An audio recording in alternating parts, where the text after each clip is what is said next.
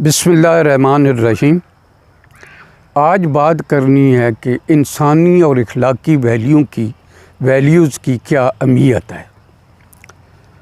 आप कभी गौर करें कौमों की हिस्ट्री के ऊपर तो आपको एक चीज़ समझ आएगी कि कौमों की जो बर्बादी है उसमें माशी बदहाली से ज़्यादा इंसानी और इखलाकी कदरों की जो एरोड हो जाती हैं, तबाही आती है, उससे ज़्यादा होती है।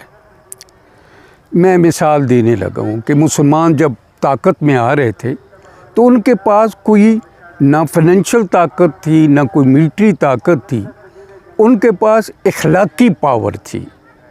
उसके बरक्स जो है वो फ़ारस और रूम की जो हुकूमतें थी वो बड़ी पावरफुल थी, फाइनेंशियली भी और उसके साथ साथ जो है मिलिट्री वाइज भी, मगर मुसलमान उनको कांकर कर रहे थे। बुनियादी बात ये थी कि उनके पास इंसानी और इखलाकी कदरें थी जिसकी बुनियाद पर उनको फतवात में फ़तह हासिल हो रही थी। ये बेसिकली कभी आप गौर से देखें तो कौमों की ज़िंदगी में 3 फेजेज़ आती हैं। पहली है जिसको आइडियलिज़म कहते हैं कि हर आदमी कुर्बानी दे रहा होता है। फिर आइडिएशनल स्टेज आती है, कौम लोग कुर्बानी देते हैं, साथ सिला मांगते हैं। फिर तीसरी स्टेज आती है सनसेट एज, जिसमें हर आदमी सिला मांग रहा होता है कुर्बानी देने के लिए, और वहाँ बर्बादी शुरू होती है। और ये बुनियादी वजह इखलाकी कदरें होती हैं या इखलाकी कदरों का जो है डाउनफॉल होता है।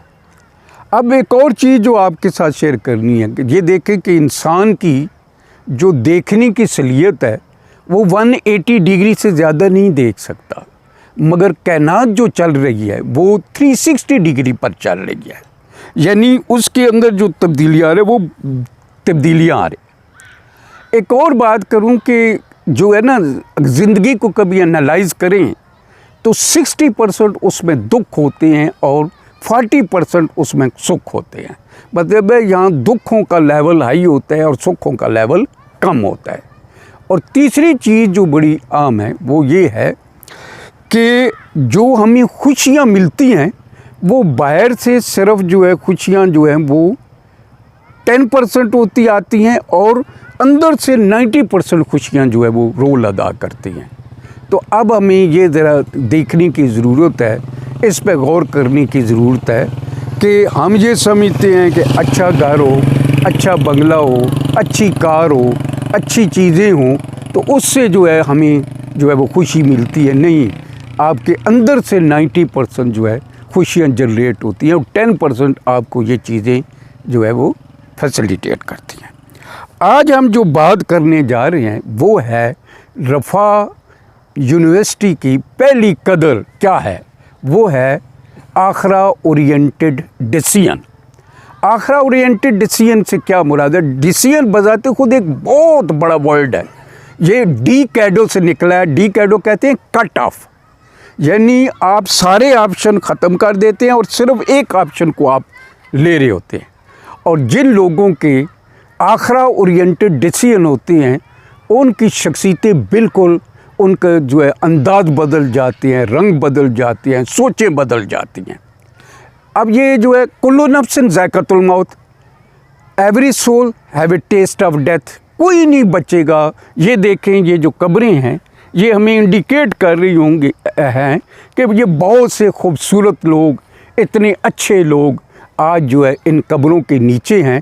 चाहे जिनको साइंस का बुखार भी चढ़ा हो, वो जो है हेयर आफ्टर को भी नहीं भी मानते, मगर इस बात को ज़रूर मानते हैं कि इस मिट्टी के अंदर हमने सब ने इसके अंदर आना है। अब हमने ये बात करनी है, जब इस मिट्टी के अंदर आना है तो जैसे हम बोएंगे ऐसे ही काटेंगे। अब ये देखना है कि ये आखरा का कंसेप्ट क्या है। एक है दुनिया, दुनिया कहते हैं करीब को, और आखरा कहते हैं बाद में आने वाली चीज़ को। अब अगर इज्तिमाई या इनफरादी सतह पर जो ये तसव्वुर है, जो ये ज़िंदगी के बारे में कि हमने जो है मौत आनी है, मौत के बाद हमने कब्र में जाना है, कब्र के बाद हमारा जो है वो जो है जो है बेसिकली फिर हमने आगे जो हशर होगा, हशर के बाद जो है हमारे जो असाब किताब होगा और फिर हम उधर जाएं जहन्नम की तरफ या जन्नत की तरफ जाएं, हमने जाना है। असल में बेसिकली अब यहाँ जो चीज़ है वो ये देखने वाली है किन लोगों की ज़िंदगी के ऊपर इसके मुस्बत असरात होते हैं और किन लोगों की ज़िंदगी के ऊपर इसके मुस्बत असरात मुरतब नहीं होते। यानी जो लोग जो है सिर्फ़ और सिर्फ जो है आखिरत के बारे में जानते हैं, जो इल्म रखते हैं, फिर इससे हायर लेवल इसको मानते हैं, और फिर एक वो लेवल है जिनका फॉर्म जो है वो यकीन है, और उसका यकीन ही नहीं बल्कि उनको बग़ैर शक के वो आखिरत के ऊपर यकीन रखते हैं।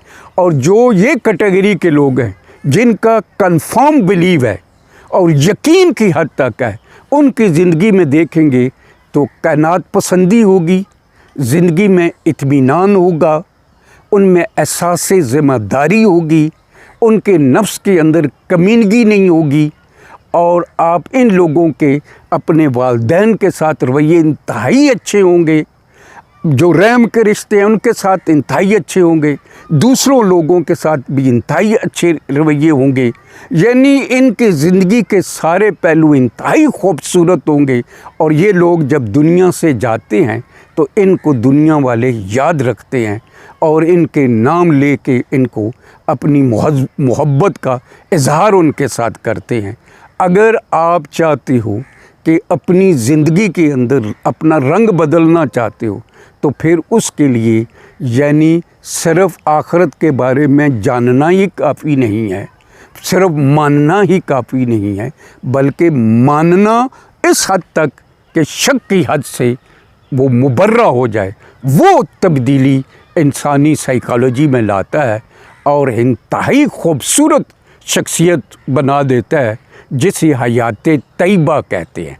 और ये हयात तैयबा जिन लोगों की होती है उनमें इत्मीनान भी होता है, उनमें एहसास ज़िम्मेदारी भी होती है, उनमें कायनात पसंदी भी होती है, और वो उनके अंदर खौफ भी नहीं होते, और वो ज़िंदगी को बहुत ही अच्छी तरह इस दुनिया को इंजॉय करके जाते हैं और लोगों की खिदमत करके जाते हैं। जज़ाकल्लाह खैर। Bus stop.